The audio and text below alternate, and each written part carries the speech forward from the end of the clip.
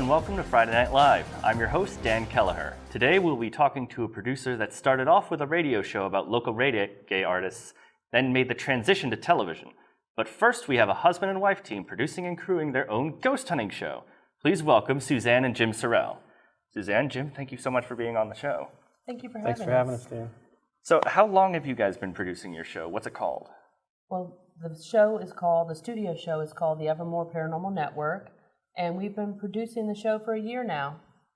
Really? How many episodes have you done so far? Well, of the studio show, we've produced about 38 episodes. We filmed them. They're still in post-production, a lot of them. And then the second show that has not aired yet, we've produced about 12 episodes. Yeah, what's that's all about? Why a second show? The second show, well, the first show, the Evermore Paranormal Network, is filmed here in the studio, and we have guests come on, and it's pretty serious, and people come on and talk about ghost stories. We have people that are in the field to come on and talk about their books or psychics and so on. The second show, we decided that we wanted to go out in the field, and it's called Evermore Paranormal Road Trip.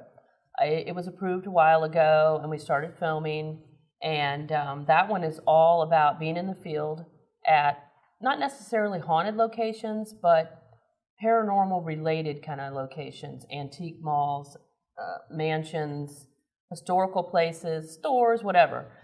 The thing is, most of these places we find out are also haunted. Oh, very cool. Have you always produced at FPA, or were you somewhere else before this? Well, we were at another studio. It was called Stairway East Rehearsal Studio. It was run by a family, and we produced 10 episodes of a show called the Evermore Paranormal Show. This was a live show that live streamed to YouTube. It was an hour-long show. The only reason we left is because one of the owners, it was four people in the family. One of the owners got sick, and we started looking for somewhere else to film our show. Now, we still go to Stairway East for commercial projects. I do music CDs as well as we go to record music as well with them. But we don't do a show with them now. So how much planning and preparation typically go into a single episode of either the Evermore Paranormal Network or of the road trip? Wow. I was thinking about that. It is hard to quantify. It is time consuming. I mean, if I wrote down every call, every text, every email, every little thing you do as a producer, because there's a lot of back and forth communication. And so I can't really say, but if I had to, I really can't give you a number, but basically I film a show once a month. Here in the studio. We try to do 2 episodes. Basically, as soon as I get done with that show, I'm preparing for the next one. Getting guests, and there's a lot of stuff that goes on to get the show lined up. So I can't really give you an amount of time. I really don't want to sit down and figure it out. It does take a lot of time. So what would you say that the most challenging part of all that is? I know you mentioned getting in contact with people. Would you say that's the most challenging part, or is that there's something else? Well, let's see. One is when we have the studio show in Studio A, when we're filming, we get a 3-hour time block. We try to get 2 episodes filmed. Being that we're new, even though we've filmed 50 episodes at this point, we're still new, we're still learning. And it's very hard to get 2 episodes done. The last time we were here, we actually squeezed in 3 episodes, but we had 5 minutes to spare. Basically, our 3-hour time, half of it is spent getting ready to film, and also putting stuff away at the end. So out of a 3-hour time block, 1.5 hours is spent getting before and after, and the other 1.5 hours is actually filming the shows. The other thing, so it's hard to get that done in the 3-hour time. I would like really another hour, but I know Studio B you can get more time, but we like it here in Studio A.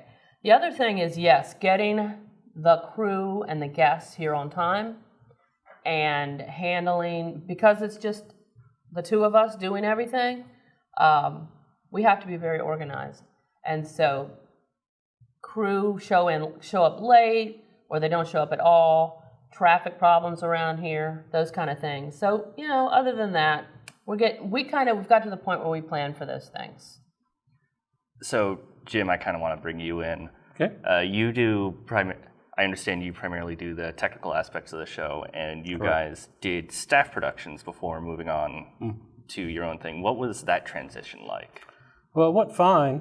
I was fortunate enough to be able to shadow the control room crew for all the tapings, so that was a big help.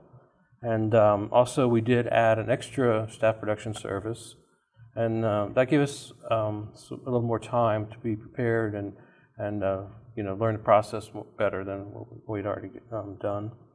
And then getting the elements, that was great. That was a big help, getting the elements. So we can go into editing, put the thing together, and we're able to get our first show completed and submitted on time. So both of those things really helped us. That was good. All right. So do either of you, I know you go out in the field pretty often, do you have a favorite place to go? Well, do you have a favorite place? Not really. Basically, the next place I'm going to is my favorite place because everyone is different. You never know what you're going to run into. Hopefully, it's not too negative a place. I don't like to deal with the negative side of the paranormal, like the demons and devil kind of thing. I literally don't do that. So I have no preference every place I go to. And what's the most interesting place that you've filmed at so far?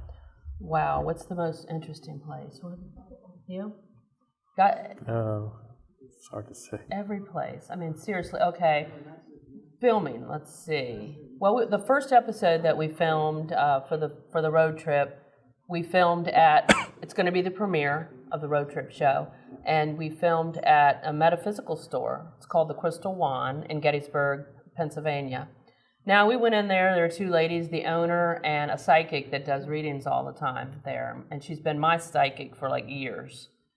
Well, we went in there just to, tell us about the store, tell us what background and so on. Well, we had some paranormal activity occur while filming, and that was just a crazy incident. So, who do you target in your show? Like, what's your target audience? Do you go for fellow believers, other ghost hunters, or do you go more for skeptics? Okay, who I go for is anybody that's interested in the field. I really want people to just turn on the show, be open-minded, and you take from it what you want to take from it. Ghost hunters, believe it or not, I don't really target ghost hunters. Ghost hunters can be believers or skeptics, or a little both. So they change. I'm a believer. He's a skeptic. So, like I've said this a lot of times, that you can bring a horse to water, but you can't make him drink. I can tell you and teach you and talk about the paranormal, but until you're ready to believe, you're not going to believe. So, but I do. When I turn in my episodes, I always mark that it's for adults, okay? I really, personally, do not think that kids should be dealing in this. I do have a teenager on my team. He's been on my team. He's 17, but he's been on my team since the beginning. He's more mature than, he's like 40 or 50 in mental age. He has psychic abilities. He's very passionate about the field. He's an exception to the rule, but I really don't recommend that children do this. There are dangers involved. Children are vulnerable, and I wouldn't bring my own child into this. All right. So, Jim, going back into the technical side, when you guys go to produce a show or go to tape a show, how many crew members do you normally need on a production date, and what type of crew do you need? Well, as you probably know, in a perfect world, 6 or 7 would be ideal, but we don't have that many. We only have ourselves, Suzanne and I, and we've got it to where it works for us. So. All right, and also, Jim, do you have? So it's just you two. Nobody else says, "Come on," just yet. Right. We started out. We did have a set crew, And we had 3 members of our team that we got trained for cameras, thinking they would be able to help us out. However, reliability became an issue, and it didn't work out for us. So we just settled for ourselves doing it. So what types of mistakes did you make when you first started out your show, and have you made steps to correct them? I had a hard time coming up with an answer because I really could not think of anything, any major mistakes that we made, thank goodness. And I think, I got to give credit to our training and staff productions here for that. There were minor issues where we may have overlooked something, or we didn't experience it in our training or the staff productions, but we overcame those by using the equipment room staff for help, and of course the production department as well. So that was the only things I could come up with. I really couldn't think of anything really made a problem for us. Just minor things. So Suzanne, similar question. What have you learned just by being a producer? Like, what things did you do in the beginning that maybe weren't the best practices? And oh, well, every show we learn something new, and I actually self-critique. I'm the producer, he's the director, and I learned that I actually I get to critique him and tell him, hey, you did this. I call him in, say, okay, this, you got to change this. I didn't like this, because he's doing all the stuff behind the scenes. He's filming, post-production, all that. Lower thirds, for instance, first couple episodes he forgot to put lower thirds. And I'm like, oh, you forgot lower thirds. One of the last shows that we put in, he messed up the lower thirds on this one girl, every one. So it was misspelled once this way, misspelled wrong. Okay, paranormal show should be paranormal, not paranormal, Jim. I mean, we're not going to get any credibility if she is a paranormal investigator. So, I mean, I made him fix it. So just things like that he'll never forget. He actually made a worksheet now for the credits, and I have a checklist when I review every episode. Oh, so many times. Even when he makes one little correction, I'll watch the whole episode again, because I'm always worried about, well, maybe something got thrown off. So as for, those are the kind of things. But did you want to know what advice or anything I have for? Yeah, what advice do you have just for producers starting out their first show? Their first show? Mm-hmm. Well, I was thinking about that. And like I said, I've learned a lot over producing 50 episodes, and also being on the other side, being crew, being a guest as well. But I would say the key thing to being a producer is to be very organized and plan. And I learned this in Lisa's class, the Producers Workshop class too. I think she stressed this, that the more you plan, the more you prepare, the smoother the show will go, and everything will just be great. Now, so you always kind of plan for, have a plan B and all that.